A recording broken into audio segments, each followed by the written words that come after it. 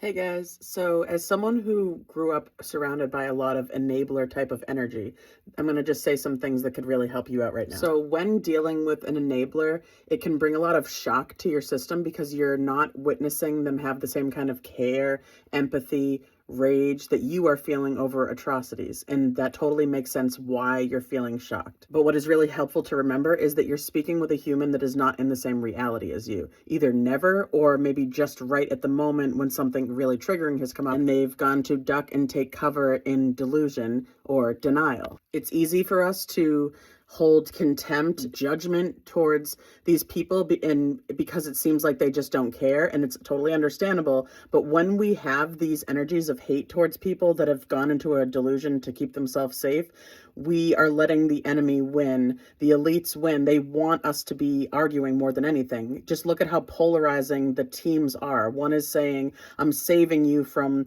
rapists and murderers. And then the other team is saying, this is the Gestapo. This would have been Anne Frank. And just notice how polarizing the views are. This is to make us hate each other and be at war with one another.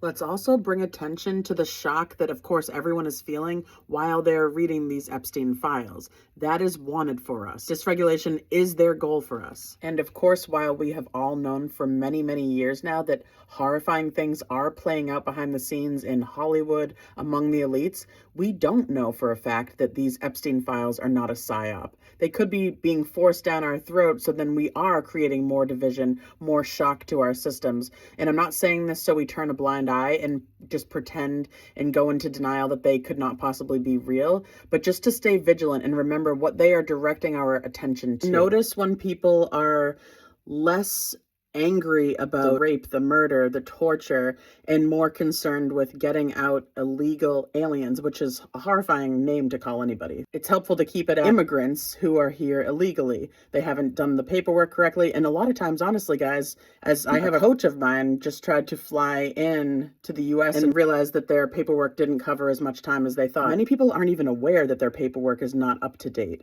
A lot of people that are here are not trying to do it in a harmful way. We saw yesterday that many people showed up to Faneuil Hall in Boston with all the correct paperwork, and ICE intervened and allowed no one to complete the process. So we know that it's not just all people that are bad people and trying to cause harm in our country. And at the same time, of course, we all want criminals off the streets, just done so in a way that does not bring trauma to everyone around. But it's important that we bring attention if having a conversation with someone and you're bringing up atrocities and they use what I call the coward's tone. I know it's awful, but they're not angry, they're not passionate like you are, and they have not made it abundantly clear to you that it's not that they don't care and that they're in states of unwillingness. They're doing their own shadow work, they're meeting their own self and meeting others in deep willingness. But some people are watching from a faraway, neutral perspective because they're wanting to see what kind of psyops and manipulation is used before getting engulfed in any specific narrative. And these would be people who are not in coward states. They do speak out against violence. They're just also aware that we are being heavily manipulated right now. A lot of people are also doing this and they're not going into delusion. This is a very intentional state. But when there's obvious shame present and defensiveness, this often means that they've gone into a place of delusion and they're not a bad person, but it is okay for you to set a boundary and not want to share space with people that are not aligned with your concern. That is okay. But when we do it from a place of hate and throwing people in the trash, which we will see come up in our energy,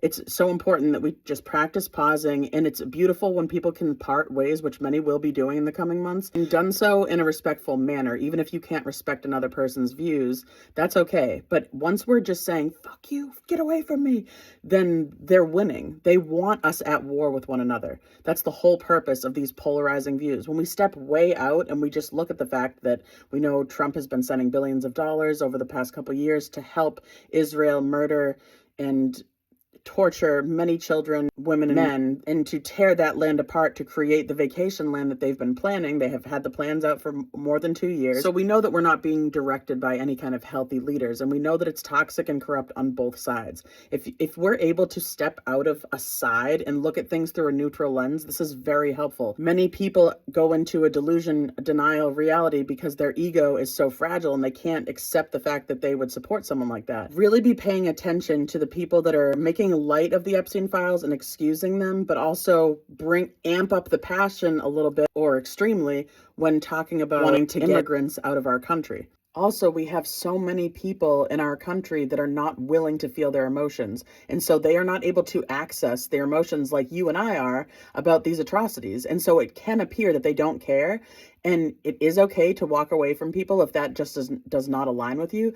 But when we can really come into a neutral space and see that these are not bad people, they're running in fear.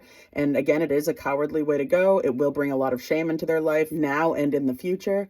But we don't need to hate these people. There is so much nuance, as I've said before, and upon peaceful communication, as peaceful as you can get, there really is evidence that just because, say, someone voted for Trump, that come to find out they don't hate transgender people. Like, there is so much more nuance than we are led to believe. And just notice when you are defending a side, that is what their goal is. They want us on different teams and opposing each other. So notice when that's happening. And also when you're talking to someone that has entered a delusion of denial to keep themselves safe. You don't want to be wasting your precious energy. You don't want to be forcing them to see your side. They've already let you know they're not in the same reality of willingness as you are. And honestly, the best way to hold enablers and cowards accountable is not by spewing hate at them, but embodying what is healthy. That is the best thing that we can do for these people, not waste our energy, drain ourselves, trying to get them into reality with us. That is not going to do any good for any of us. Let's feel all our emotions as much as we possibly can, and then bring ourselves into grounded states, be bringing in peace, joy, slowness, connection into our lives, really making that a priority. It is so important. And I'm sending you guys so much love. I know it's needed more than ever. Love you guys.